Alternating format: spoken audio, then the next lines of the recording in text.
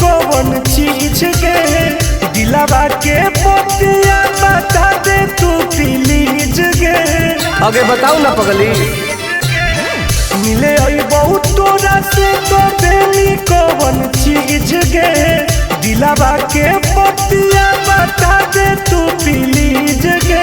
सुन सीधे मिले आजो काहे शौक करो हिमाल पे एक बार चुमा ओठ पे देबो दो बार दोनों गाल पे। सीधे मिले आजो काहे शौक करो हिमाल पे एक बार चुमा ओठ पे देबो दो बार दोनों गाल पे। साचो हरे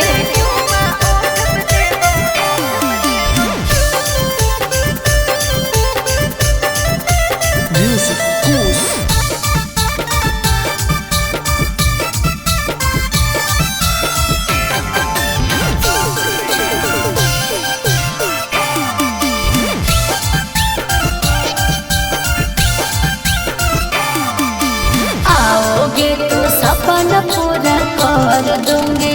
ओके किसी को ना बात का खबर दूंगी समझे।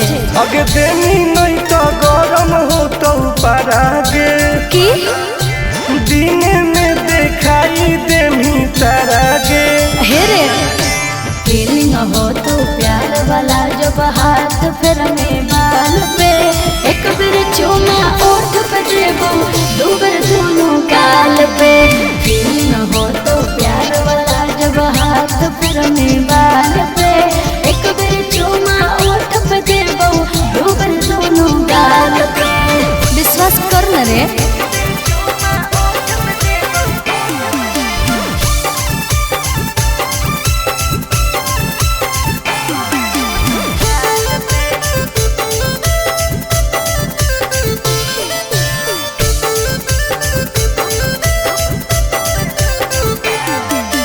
डरते हो क्यों इतना घबराते हो नहीं तो बोल के तुम मिलने नहीं आते हो।